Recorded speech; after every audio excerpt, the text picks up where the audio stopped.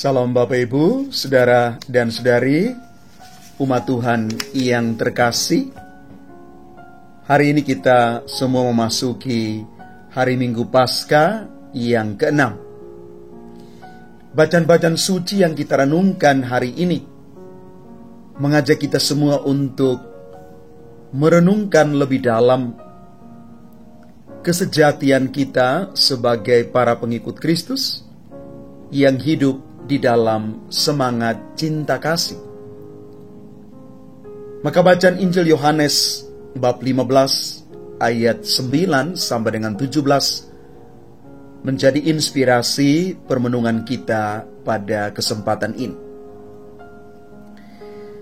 Dalam amanat perpisahannya, Yesus berkata kepada murid-muridnya, "Seperti Bapa telah mengasihi aku, demikianlah juga aku telah mengasihi kamu.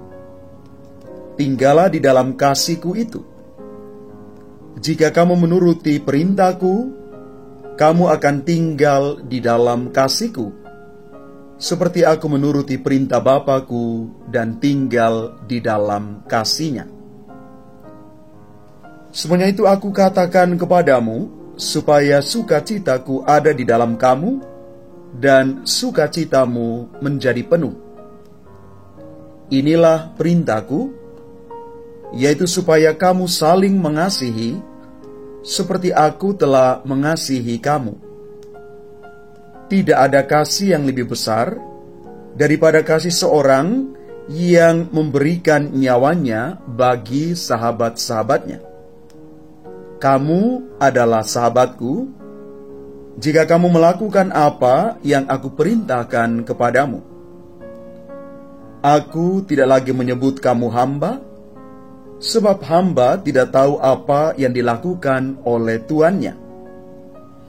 Tetapi aku menyebut kamu sahabat, karena aku telah memberitahukan kepadamu segala sesuatu yang telah aku dengar dari Bapa-Ku.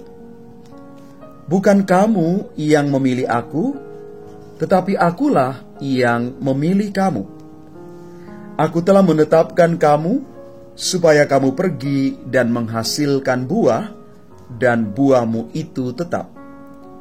Supaya apa yang kamu minta kepada Bapa dalam namaku, diberikannya kepadamu. Inilah perintahku kepadamu, kasihilah seorang terhadap yang lain." Demikianlah sabda Tuhan, terpujilah Kristus. Bapak, Ibu, Saudara, dan Saudari, sahabat-sahabatku yang terkasih, mungkin Bapak Ibu pernah membaca satu buku yang ditulis oleh Gary Kaufman yang terbit tahun 1992, ketika buku itu berbicara tentang The 5 Love Languages, 5 bahasa kasih.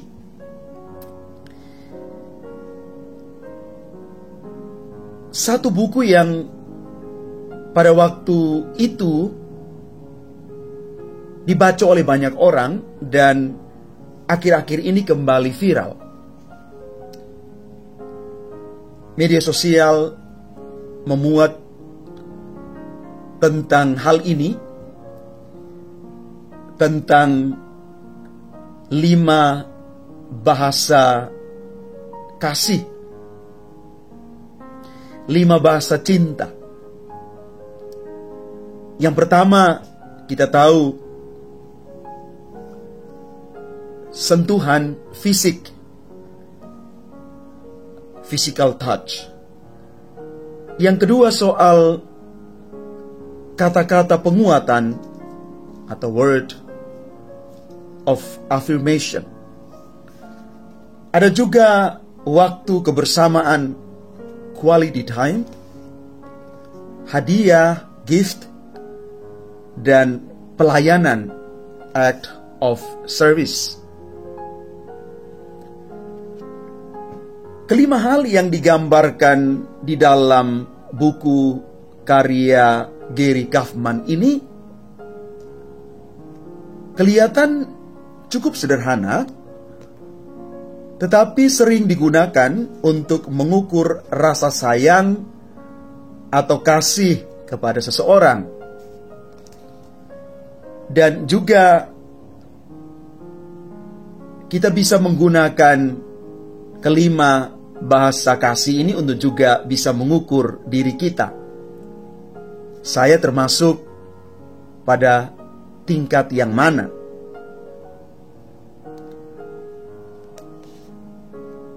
Tetapi sebaiknya kita tidak terjebak hanya dengan mengukur dengan kelima bahasa tubuh ini.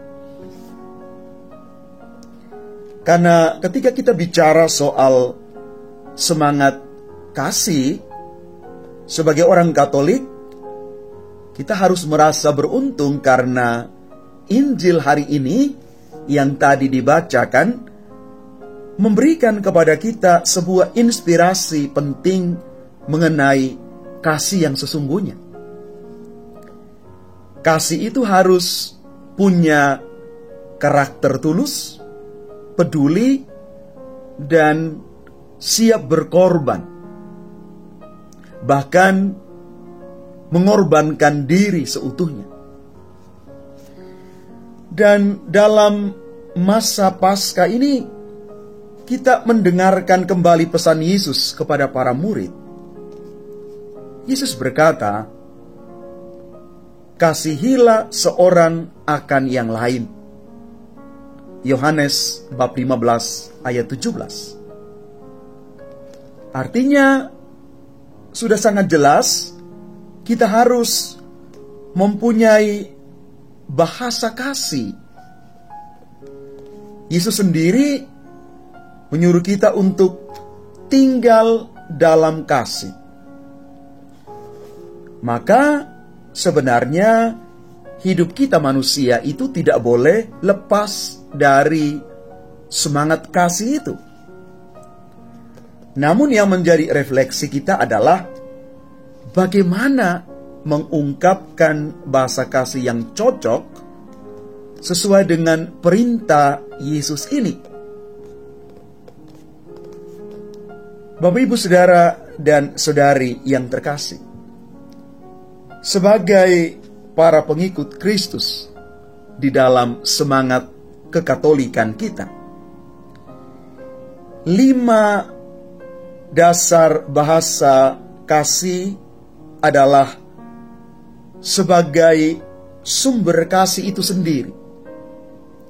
Dan Tuhan harus menjadi sumber dari segala semangat cinta kasih itu. Mengapa?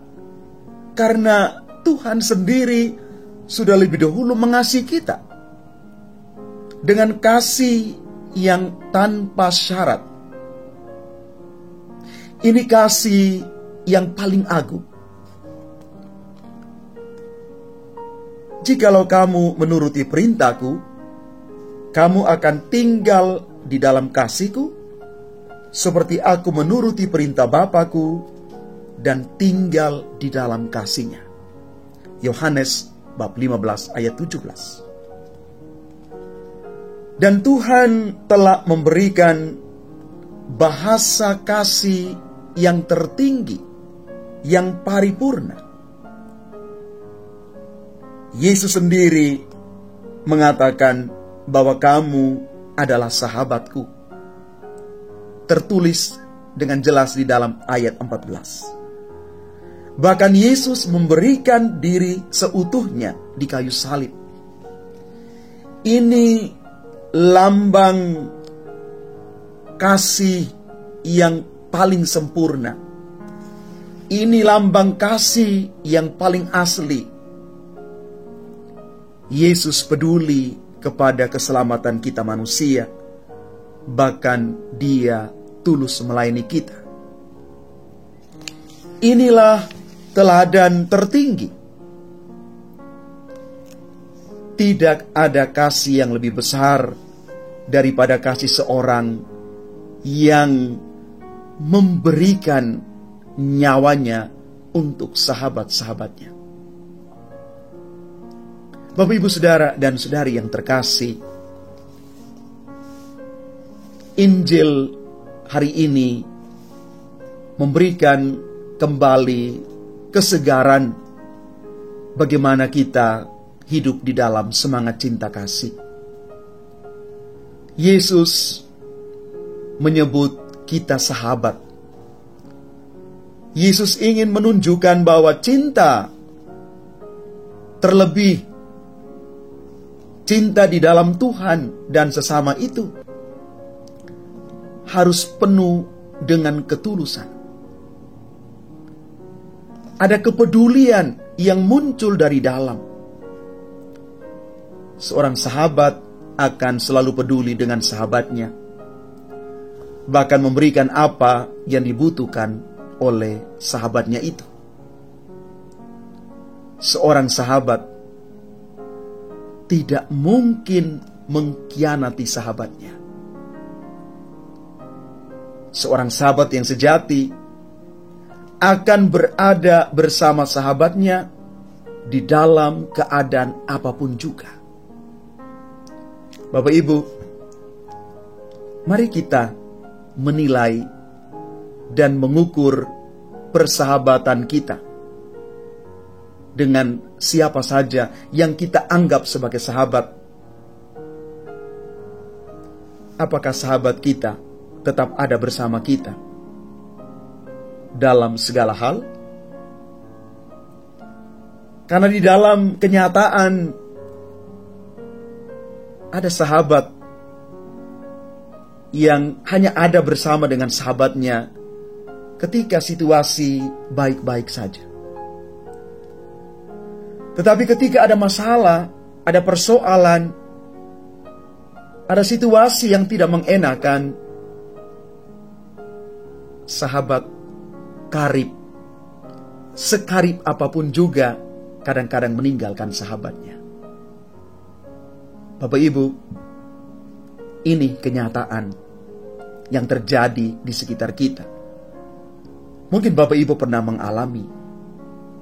Maka mari Bapak, Ibu, Saudara, dan Saudari yang terkasih, kita mau belajar dari Yesus bagaimana mengungkapkan bahasa kasih yang sesungguhnya. Bahasa kasih yang bukan hanya di permukaan saja. Bahasa kasih yang bukan hanya sebatas teori, tetapi bahasa kasih yang nilainya diangkat lebih tinggi, lebih rohani, lebih spiritual. Bahwa kasih yang sesungguhnya yang diajarkan oleh Yesus adalah kasih yang penuh dengan ketulusan, kepedulian, dan semangat berkorban. Inilah sejatinya bahasa kasih yang sesungguhnya. Maka mari Bapak, Ibu, Saudara, dan Saudari yang terkasih, kita mengambil sikap untuk mengasihi siapa saja, mulai orang yang paling terdekat di antara kita, di dalam keluarga-keluarga kita, di dalam komunitas-komunitas kita, dan pada akhirnya orang-orang di sekitaran kita. Kita mengasihi bukan karena pilihan, tetapi karena keputusan. Inilah sekali lagi semangat panggilan kita sebagai orang-orang pilihan Tuhan yang siap untuk mengasihi, siap untuk memutuskan bahwa aku mengasihi dengan ketulusan, dengan semangat kepedulian, dan juga berkorban. Maka kalau kita sudah sampai pada tahap ini, kita boleh mengatakan bahwa kita adalah para pengikut Kristus dan kita tetap hidup di dalam semangat cinta kasih yang menjadikan kita berbeda dengan yang lain. Inilah personal branding kita. Inilah cap kita sebagai orang-orang pilihan Tuhan yang terus hidup di dalam semangat cinta kasih. Sekali lagi, kita mengasihi karena Allah sudah lebih dahulu mengasihi kita. Tuhan memberkati kita sekalian. Amin.